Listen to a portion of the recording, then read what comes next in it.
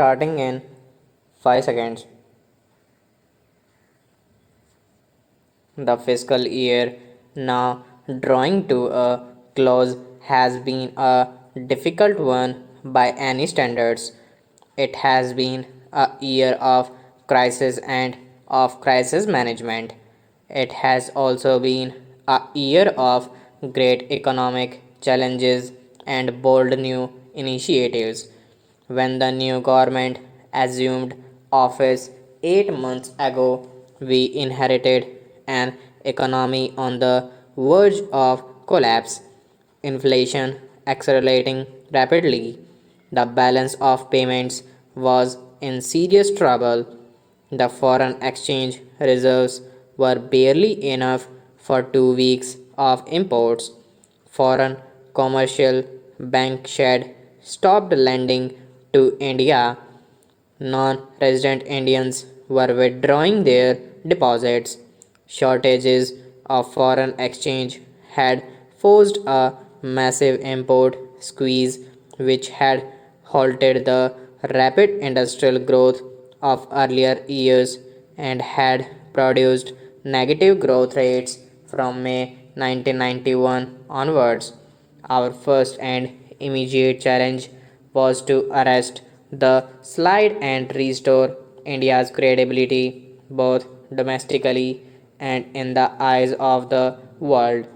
To achieve this objective, we had to make immediate measures to avoid a default in international payments and also take steps to restore macroeconomics balance in the economy in the short run with a view to controlling inflation and reducing the balance of payments deficit to a manageable level. Our medium term objective was to place the economic back on the path of high and sustainable growth. The new government took several initiatives in pursuit of these objectives. We took emergency measures to prevent a default in external payments, which would have been highly disruptive. The previous government had already decided to use a part of the gold held by the Reserve Bank of India to mobilize temporary liquidity abroad.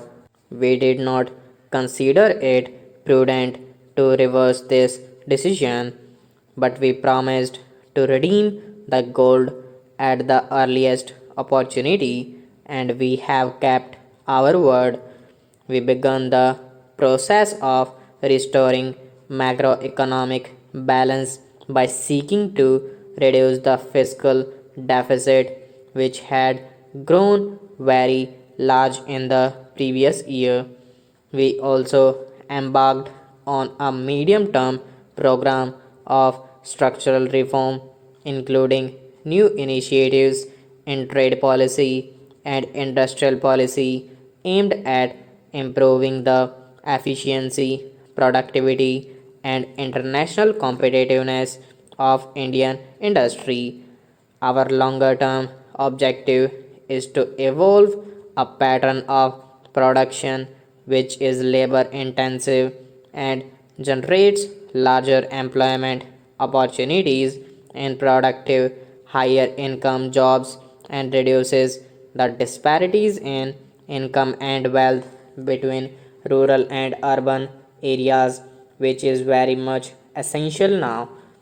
Stabilization and structural adjustment are never painless or quick, especially when we are dealing with imbalances and structural rigidity which have built up over several years to bring the economy back to a path of rapid and sustainable growth. A firm commitment to austerity, the pursuit of excellence, and the promotion of efficiency and productivity for the benefit of the common people has to be an integral part of this effort. Given our limited resources, our people cannot afford to copy the soulless consumerism, and the wasteful lifestyles of the affluent countries of the West. Conspicuous consumption has to be actively discharged. The virtues of thrift have to be emphasized. The honors of wealth, as Gandhiji used to say, must learn to regard themselves as trustees of society. We cannot postpone structural reform and adjustment, but we must ensure that the burden of adjustment on the poorer and weaker sections of our society is reduced to the maximum possible extent. We are traveling through difficult and uncharted terrain where no action is without attendant risk, and success will not always be immediate. We need patience, perseverance, and national cohesion if we are to succeed.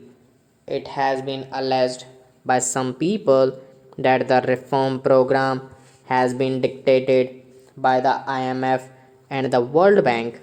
We are founder members of these two institutions, and it is our right to borrow from them when we need assistance in support of our programs. As lenders, they are required satisfy themselves about our capacity to repay loans, and this is where conditionality comes into the picture. All borrowing countries hold discussions with these institutions on the viability of the programs of which assistance is sought. We have also held such discussions.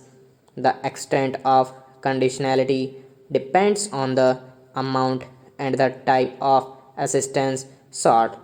However, I wish to state categorically that the conditions we have accepted reflect no more than the implementation of the reform program as outlined by letters of intent sent to the IMF and the World Bank, and are wholly consistent with our national interest.